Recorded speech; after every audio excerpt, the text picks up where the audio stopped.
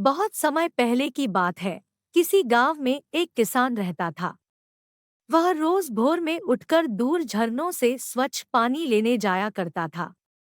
इस काम के लिए वह अपने साथ दो बड़े घड़े ले जाता था, जिन्हें वो डंडे में बांधकर अपने कंधे पर दोनों ओर लटका लेता था।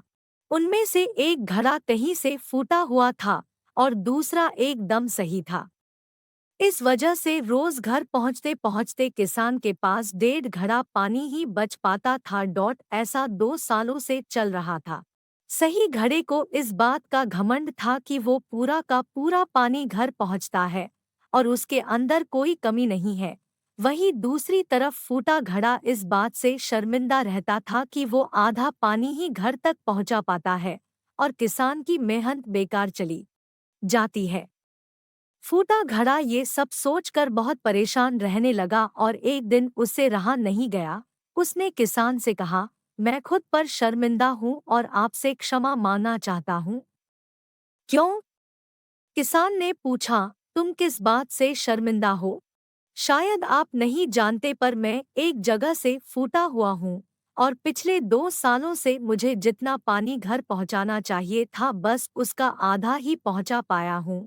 मेरे अंदर ये बहुत बड़ी कमी है और इस वजह से आपकी मेहनत बर्बाद होती रही है। फूटे घड़े ने दुखी होते हुए कहा। किसान को घड़े की बात सुनकर थोड़ा दुख हुआ और वह बोला, कोई बात नहीं। मैं चाहता हूँ कि आज लौटते वक्त तुम रास्ते में पड़ने वाले सुंदर फूलों को देखो। घड़े ने वैसा ही किया।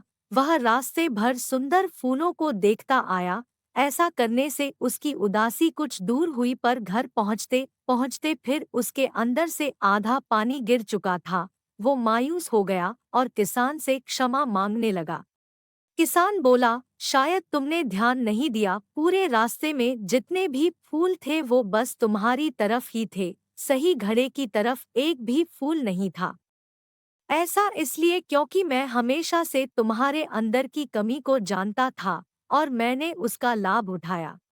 मैंने तुम्हारे तरफ वाले रास्ते पर रंग बिरंगे फूलों के बीज बो दिए थे। तुम रोज थोड़ा थोड़ा करके उन्हें सींचते रहे और पूरे रास्ते को इतना खूबसूरत बना दिया।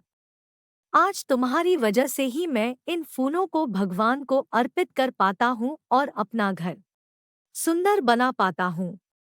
तुम ही सोचो, अगर तुम जैसे हो वैसे नहीं होते तो भला क्या मैं ये सब कुछ कर पाता?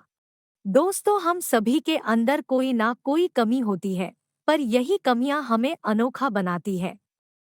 उस किसान की तरह हमें भी हर किसी को वो जैसा है वैसे ही स्वीकारना चाहिए और उसकी अच्छाई की तरफ ध्यान देना चाहिए। और जब हम ऐसा करेंगे तब फूटा घड़ा भी अच्छे घड़े से मूल्यवान हो जाएगा।